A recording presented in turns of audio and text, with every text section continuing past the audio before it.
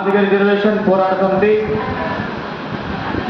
సూర్యాపేట జిల్లా అధ్యక్షులు సభాధ్యక్షులు అన్న కత్తి ఉపేందర్ అన్న గారికి, అలాగే టిఎంఆర్పిఎస్ రాష్ట్ర అధ్యక్షులు అన్న సిరిసిల్ల పాదనాథ్ గారికి, అలాగే రాష్ట్ర కమిటీ నాయకులు ఎరుక బాలరాజన్న గారికి, జంగన్న గారికి, ఇంకో బాలరాజన్న గారికి, మరియు జిల్లా నాయకత్వానికి, రాష్ట్ర నాయకత్వానికి అందరికీ తెలంగాణ భద్రాద్రి ఖమ్మం ఉమ్మడి జిల్లా కమిటీ నుంచి ఉద్యోగ నమస్కారం తెలియజేస్తూ ఉన్నాను. ముఖ్యంగా మరి ఈరోజు సూర్యాపేట జిల్లాలో జిల్లా సదస్సు నిర్వహించడం జరిగింది. దానికి అన్న సభాధ్యక్షత వహించిన కత్తి ఉపేంద్ర అన్న గారికి రాష్ట్ర కమిటీ, అలాగే 33 జిల్లాలో ఉన్న జిల్లా అధ్యక్షులు కానీ అందరూ అన్న వెనుక ఉండి సూర్యాపేట జిల్లాలో ఇంకా కొన్ని మీటింగ్లు జరిగే విధంగా కూడా మేము వెనుక ఉంటామని కూడా ఈ సభాముఖంగా నేను తెలియజేస్తా ఉన్నాను. అలాగే మరి ఇవాళ అన్నగారు కూడా వ్యవస్థాపక అధ్యక్షులు ఇటుకరా అన్న గారు కూడా వచ్చే పరిస్థితి ఉండేది, కానీ కొన్ని అనివార్య కారణాల వల్ల అన్న రాలేకపోయినా కూడా మీరందరూ చాలా టైం కేటాయించి ఉన్నందుకు కూడా మహిళలందరికీ నా రాష్ట్ర కమిటీ నుంచి నేను ఉద్యమ నమస్కారం తెలియజేస్తా ఉన్నాను.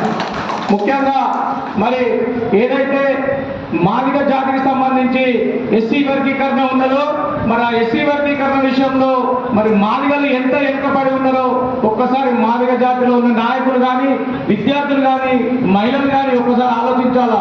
30 సంవత్సరాలు దాటిపోయింది వర్గీకరణ, కానీ ఈ రోజు వరకు వర్గీకరణ సమస్య లేదు.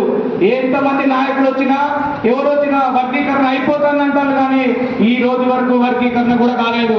చివరికి ప్రధానమంత్రి కూడా వచ్చి మీటింగ్ పెట్టింది, కానీ ఒక స్పష్టమైన వైఖరి హైదరాబాద్ లో ఇవ్వలేని పరిస్థితిలో ఉన్నది. ఇవాళ ఒక్కసారి జాతి నాయకులు, విద్యార్థులు ఆలోచించాలా. జాతిని ముందుకు తీసుకుపోయే విధంగా మనం ఉద్యమాలు చేసి మన జాతి ఆత్మగౌరవాన్ని కాపాడుకుంటూ మనం ఉద్యమాలు చేస్తే తప్ప ఎస్సీ వర్గీకరణ జరగదు. కానీ అలాంటి సందర్భంలో కూడా ఇటుకరాజన్న మీద వేసుకొని ఢిల్లీకి వెళ్ళి చలో ఢిల్లీ కార్యక్రమాలు రెండో పెట్టి హైదరాబాద్ లో మీటింగ్లు పెట్టి మరి జాతి కోసం పనిచేస్తా ఉన్నారు. ఇవాళ ఇటుకరాజన్న నాయకత్వంలో 33 జిల్లాలో ఉన్న నాయకులందరూ మాదిగ నాయకులందరూ పనిచేస్తా ఉన్నామంటే అన్న నాయకత్వాన్ని అందరం బలపరచాలని చెప్పి కూడా ఈ సభాముఖంగా నేను తెలియజేస్తా ఉన్నాను.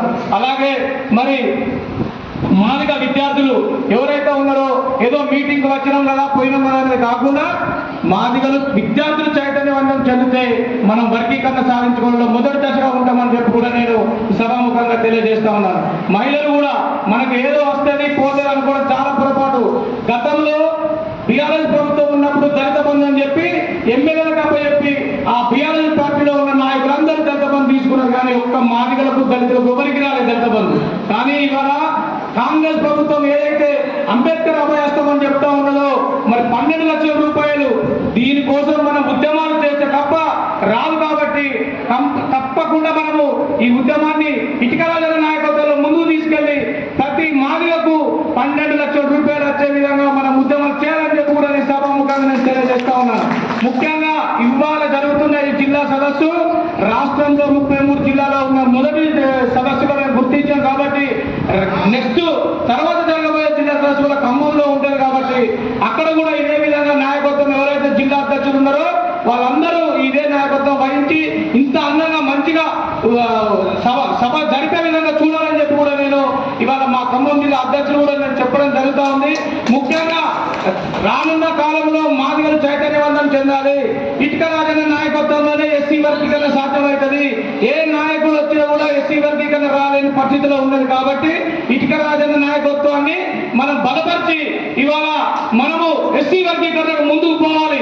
పార్లమెంట్ ఎన్నికలలో కూడా మనం మాదిగలు ఆలోచించి ఓటేయాలి తప్ప డబ్బులు వస్తే తీసుకోవచ్చు తప్పులేదు, కానీ ఓటు వేసినప్పుడు జాతికి ఎంత మంచి జరుగుతుందని ఆలోచించి ఓటేయాలని చెప్పి కూడా నేను ఈ సభాముఖంగా తెలియజేస్తూ ఇవాళ మరి అన్న నూతన రాష్ట్ర అధ్యక్షులు అన్న నాయకత్వంలో ఇవాళ అలాగే వ్యవస్థాపక అధ్యక్షులు ఇటుకరాజు నాయకత్వంలో ఇవాళ అందరం పనిచేస్తా ఉన్నాం. కాబట్టి అలాగే సిరిసిల్ల పాలన నాయకత్వాన్ని కూడా మనం 33 జిల్లాలో ఉన్న అధ్యక్షులు బలపరిచి ముందుకు తీసుకెళ్తే యువత ముందుకు వస్తుంది. ఇవాళ ఎస్సీ వర్గీకరణ కూడా మనం సాధ్యమైతే అని చెప్పి కూడా